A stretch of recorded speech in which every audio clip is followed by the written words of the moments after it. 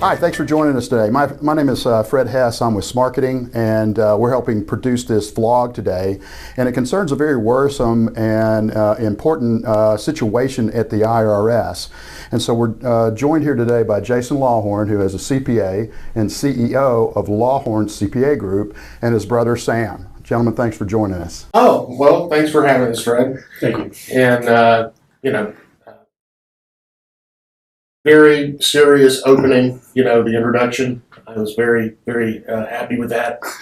The serious subject we have going on here today. Serious. It's pretty serious. So involved, Jason, this year many Americans received a letter from the IRS asking them to verify their identities online. And some letters warned recipients that the fraudulent tax returns had been filed for them. What the heck is that all about? Well, that's a great question. And it's taken us a while to really figure out kind of what was going on. When we first started receiving the letters, we thought they were fraudulent letters. Mm-hmm. We thought it was some kind of scam because, none of the letters contained the taxpayer's actual taxpayer identification number, as an example. Wow. Actually, and so the most common way to identify a taxpayer is through a Social Security number. Mm-hmm. And a lot of the letters had, even though they were from different people, they had the same Social Security number on, or the same last so many digits. And just in general, they were wrong Social Security numbers. And we see phishing letters every year. Mm-hmm. I'm sure. So of course we thought that this is not a real IRS. There's no way this could be real. You could actually tell your clients, I don't think this is a real letter from the IRS, right? No, and that was the message to them initially in the beginning was, don't do anything. Yeah. Let us figure out what's going on here because something's not right. Did you notice that your Social Security number on this notice isn't yours? And they're like, well, you're absolutely right. It's not. And I'm like, aha. So let us figure out. But as it turns out, the letters were absolutely real. I guess that the IRS was trying to put out letters that they wanted people to believe were fraudulent. They did a great job. They got an A plus. They did a great job. They absolutely got an A plus. So just to be clear for our audience, the IRS, the United States government, sent out letters that looked fraudulent, had incorrect information, very critical information, incorrect on these letters. That's correct. Even names. Even names. Yeah. There are some names that were botched, addresses that were botched, that still managed to make it. So that also leaves you wondering, are there letters that didn't make it to their intended destination? Mm-hmm. Most likely, because we did receive messages electronically that indicated that some folks probably should have received one of these letters but didn't. Okay, so you kind of went through the process of, first of all, this is a joke, this is a scam, don't worry about it. What happened to change your mind? Volume. Yeah, Really? Absolutely, the volume of the letters that we were receiving, and phone calls to the tax practitioner hotline, phone calls to the number on the notice, talking to local IRS agents, which none of that really was much help, at all. Mm-hmm. They were clueless? Yes, a lot of them were. But in the process, we found out that there had been some kind of major coding error at the IRS as a part of that process. And I don't know, and I found that out through the practitioner's hotline, and I don't know if they were supposed to tell me that information, but there were two specific dates that they gave, one of which was his birthday. So really, I blame him for all of this at the end of the day. Yeah, that's understandable. Yeah. So they gave us two dates where they were sent internal memos about major programming issues at the IRS. Mm-hmm. And that could explain some of the notices that had the same taxpayer identification number on them. Generally, when you get a notice from the IRS, too, it's signed at the bottom as a manager's name and signature on the bottom. This just had like a janky stamp on the bottom of it that said identity and verification operations, absolutely terrible. And so, it took us weeks and weeks to ferret through what was going on. But once we did, we put a process in place, helping the taxpayers verify their identity, which is a process. It's a big process. Yeah. And he's the one that's handling that process, so he can tell you all about it. Well, tell us all about it. What is that process? So essentially what you have to do is go online first and verify your identity. Now, the IRS contracted with a company called ID.me. And basically they check your license and they check your face. They actually do a scan of your face and compare it to your license. They're looking to make sure you are who you say you are. It is biometric data, and people feel generally uncomfortable with this, and Congress actually complained about it. So in February, they actually canceled their contract, or modified their contract, rather, with ID.me. They canceled the biometric part of it, but they still have a certain amount of these to fill that they've already paid for, basically. So we're still going through this time period where people are doing the biometric part of it. Right. Following that, that will allow you access to your account, your IRS account. And this is where it gets interesting. These letters had been received saying that someone has tried to file a fraudulent tax return for you. Okay? When you get it online, though, and you look at the accounts, and we would check their return transcripts, there was no return.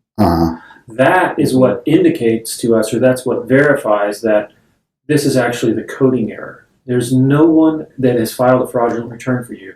You just received this letter because of a coding error. But what's tricky for us is that every year there are people who get phished. Every year there are people that will receive some kind of some small percentage of the American population goes through this, where someone will try to file a fraudulent tax return for them. Every year, every CPA firm, if they have any substantial client base, they're going to have clients that go through that. And we're no exception to that. But now we have this group that gets letters that, they don't have any fraudulent tax return filed, and then this very small group that actually does. These are the people that really need a lot of attention, but we have to give so much attention because we don't know who's who. Yeah. You're not going to know until you go through the identity process and check. Get in there and get your transcript and look at, or, there's either a transcript there or there's not. Somebody's either really fraudulently filed a return using your information, or they haven't, and 97% of the ones that we've seen over that there was no transcript there. Over 97%. Wow. Yeah. Wow. So I'm trying to put myself in your client's shoes, brain right now. And I can imagine they didn't look upon this as a great thing. It was probably anger, frustration, scared, a whole wealth of emotions. Because whenever I get a letter from the IRS, I'm like, oh God, I'm going to jail. Right. I'm going to jail. They got me. I didn't do it. And so that's probably pretty accurate, right? Your clients are like just the whole gamut of emotions. Yeah, absolutely. Yeah. And luckily Sam has been there to guide them through the process. I went in there one day, and I don't know, there was a client that came in, an older lady was in there with him, and they were singing songs from the 1920s. So, he definitely has a soft touch, especially with the older ladies. There you go. And folks, that tells you what Sam is all about right there. The older ladies and 1920 songs. Yeah. So great. So Sam, walk me through, when a client gets a letter, they come to you, kind of walk me through what's that process and how do you handle that? Well, I mean, first you have to explain to them, you have to allay their fears, number one. The process is the same whether they've received a fraudulent letter or a fraudulent return or not. We still have to go through the verification process. We've got to look for that transcript. And then the third step, which I didn't mention, is we get an IP protection, an identity protection pin, an IP pin, we call it. It's a 6-digit pin. The IRS sends it out by mail every December or January once you sign up for it. And what that does is it protects you from any attempt that anyone ever makes to file a fraudulent return on your behalf. So it's actually a good thing for clients to get, whether they've received any kind of letter like this or not. Mm-hmm. It's a good thing to go through, because if in the event it does happen, that return's not going to go through. And the likelihood of someone having all of your information and your IP PIN, very, very slim. Very, very, very slim. Good. So when we talk to clients, yes, we explain the situation regarding the coding errors. We check for that return transcript. Most of the time it's not there. It's usually a sigh of relief. If it is there, if there is a fraudulent return there, there's still no need to panic. Because typically if someone has filed a fraudulent return, they don't have all the information that they need yet. They're trying to get more information. Sometimes they're trying to get a refund, but really a lot of them are actually trying to get more information about it. So there are data mining a little bit in order to go downstream with it. Yes. So there's steps you can take at that point to kind of wall off your email address and your phone, and you can check online and see, has my email address been compromised? Has my phone been compromised? Because there are public lists out there. Yeah. Where you can check and see, did my data get lost in a big breach somewhere? Right. Well, I noticed you brought kind of a show and tell item down here. What's that all about? I did. It's not that the errors with the IRS are not limited to just these coding errors and these. Oh, really? Yeah. Like as of just a couple days ago, I'm deceased. According to the IRS. You're deceased. Yes. Well, you look pretty good for a dead man. Thank you.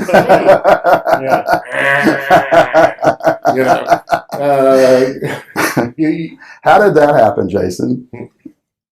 We have a power of attorney form, and there's a client that signed it, so we can handle some things for him. And he got a response from the IRS informing us that Jason is actually dead. Yes. And it's yet another hurdle. What is going on with the IRS, guys? I don't know. But his show and tell item is another interesting piece of the puzzle, I guess. Yes, there's a client that came in with, this is a treasury check.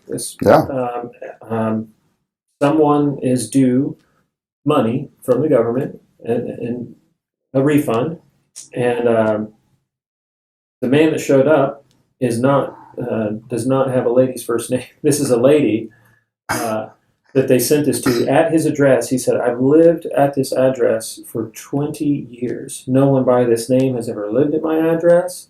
No one by this name lives in my neighborhood anywhere near me. So it's a lady's name, but his address. Yes. Yeah.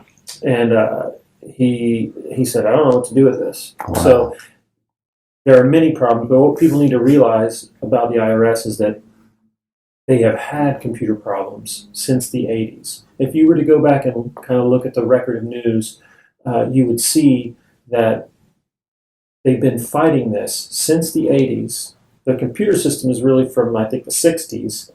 You're absolutely correct about that. They are still using computer systems that they started using in the 60s. So I'd heard rumors about that they're very antiquated, but they literally can't do anything about it, which sounds strange. I think what sounds strange to most people is like, hey, why don't you just change systems?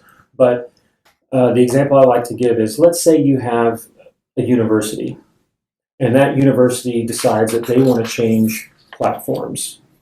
Change from maybe something like D2L to Blackboard. Those are common university programs. Mm-hmm. Well, to do that, they have to migrate data. They'll start with the freshest data that they have, and then they'll say, well, over the next 5 years, we'll migrate all the rest of the data over to new servers, to the new program, yada, yada, yada. It takes years, mm-hmm. and that's a university. Mm-hmm. Now think about the IRS. Crazy. There's just too many records. But something from the 60s, 70s, 80s, even the 90s, I mean, it sounds like they're extremely exposed to being hacked and a massive breach. And there was a huge hack a couple of years ago. 2017. 2020, I think, or 19 or 20. anyway, it was a big deal, and yeah, they're they got a lot of investment they have to make. Mm. And these are the breaches that we know about. Mm-hmm. These are the breaches that have been made public. With the computer system that they have, and with the information that they have, and especially when you look at world events right now, the situation, for example, between Russia and Ukraine, mm-hmm. There are American hackers that are hacking into Russian systems to help with Ukraine. Right. What is Russia going to do? Right. Right back at you. Right back at us. And probably one of the most vulnerable pieces of software in the government right now is at the IRS. And something that I think our representatives need to understand is that the amount of things that the IRS has been tasked with, it's not just right. taking in money. It's collecting information. Mm-hmm. All that information that's out there, that's stored, is a danger. It's a danger to you, to me, to everyone. That to have that kind of information sitting pretty much wide open doesn't protect us. It's scary. It certainly doesn't promote the general welfare. Yes. Or secure the blessings of liberty to ourselves and our person. It's scary. Right. And very scary. So they really need to look at maybe, what they've done historically is they keep throwing money at it, thinking that which they just I read an article a couple of days ago that the next year's budget, the 22-23 budget, they've increased the IRS's budget by $1 billion. Yeah. For this and that, better customer service. I think only $313 million or something like that is going towards actual systems. And it won't fix it. It will not fix it. It won't fix it because let's say that you did actually manage to migrate all that data. It would take years. Uh-huh. Once you did that, by the time you finished, whatever program that is going to be obsolete. Obsolete, yep. So the lawmakers are going to have to get real creative and look at, if you compare the United States to countries in the Middle East, most of the countries in the Middle East do not tax individuals. They tax banks. They tax oil. They don't tax individuals. Mm-hmm. It's a lot to keep up with. Mm. Yeah.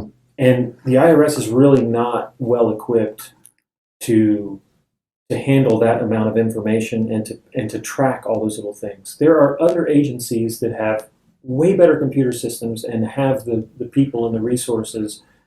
If anyone needs to be tracked, mm-hmm. they can do that. Right. If the IRS maybe went to a model where all taxes were gathered through your business or something like that, through businesses rather than, and that's already happened at the states. You see, taxes are gathered by states, not really by going directly after you, but it's just taking out your paycheck. It's just an automatic deal. So I think maybe if they looked at doing that and lessening the responsibilities of the IRS, then yes, we might see some kind of stability, something come of it. But right now, the old keeping the IRS, keeping their duties the way they are, and just continuing to throw money at it, it won't fix it. So, do you guys think that a solution is maybe like that flat tax rate that's been tossed around for years to kind of simplify the whole thing? I think it's a combination of things. Mm-hmm. I don't know that it's that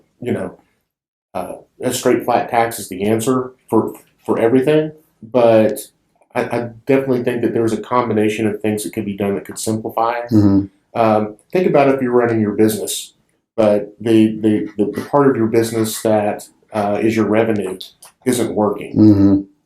Mm-hmm. Oh, you're in trouble. For anybody that's in business, or say you're not in business, but the way you receive your income isn't working. Mm-hmm. You can't get a check, you can't get a direct deposit, whatever. But rents do, and all these things. That's a huge problem, and you would think that they would get a group together, have a little bit of creativity involved there to figure out how do we fix this problem.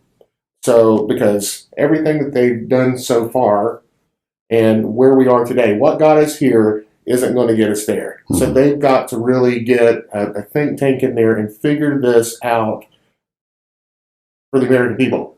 Right. You're exactly right. Right? Yeah. Because I can tell you that the havoc that they create when they send out notices the way that they did this year and all this identity stuff, and they're trying to police and monitor and fix a problem that they don't have the capacity or the ability to solve. Sounds almost like, and I don't want to use the word abolish, but it's almost deconstruct the IRS and then build it back up. Sometimes you just got to blow it up and then start fresh.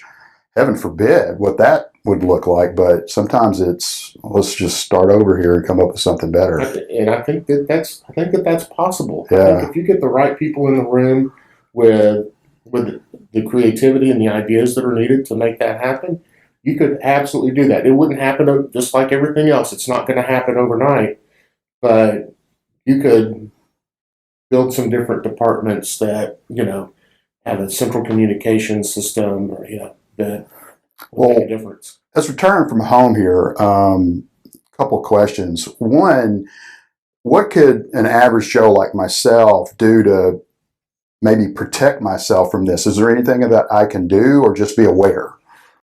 Well, in the short term, the IP protection pin is great. It's a good move to make right now. I think that's one of the best things that they have done. To protect against identity theft is to go and get that IP pin. And like Sam said, once you have applied for that and you get it that first time, they send it to you every single year, and it changes. A new one. It changes every single year. And so you have to have that pin to electronically file your return. But there's, you don't have to worry that somebody else is going to file a fraudulent return in your name. Okay. And we should say about the IRS, it's easy for everyone to hate on the IRS.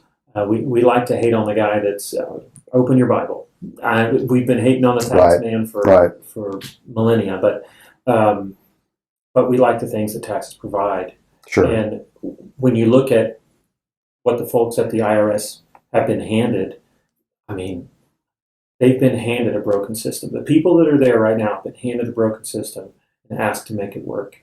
And I don't care if you made Bill Gates the chairman, it's not going to get fixed in the way that they're envisioning. It will have to be reimagined. And as far as what you can do and what people can do is they can start talking to the representatives and senators and saying, you know what, I really do not like the fact that my personal information is being stored by basically government mandate on an ancient system that is wide open to hackers, and I can't do anything about it. Right. I want that to stop. That you're putting me and my family at risk every day. Very much so. Every day. Very much so. Well, and also take into consideration too the fact that all the problems that all the small businesses are having, or even large businesses. The IRS lacks the manpower. They are having trouble finding people just like everybody else. Everybody else.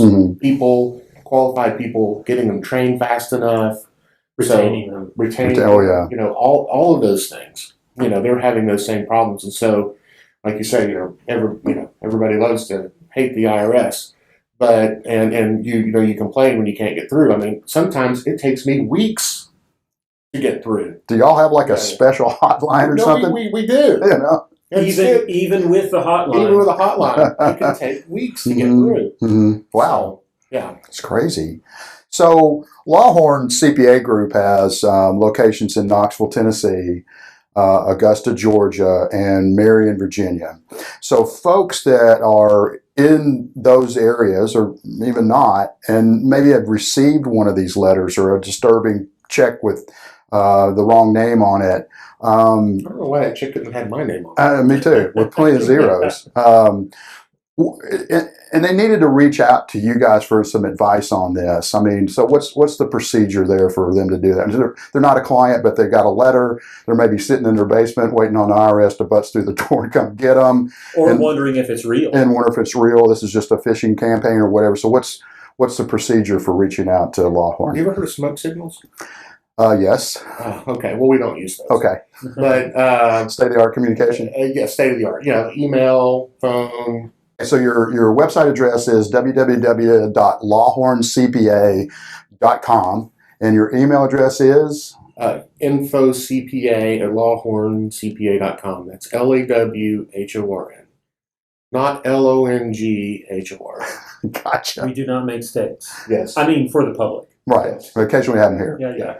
So, gentlemen, thank you so much for joining us today. I think this is a very interesting and quite worrisome topic with the IRS, and there'll be more to come. So be looking for more vlogs from Lawhorn and on occasion, and you can check our website out. You can also check social media out as well, and this vlog will be posted there. So see you soon.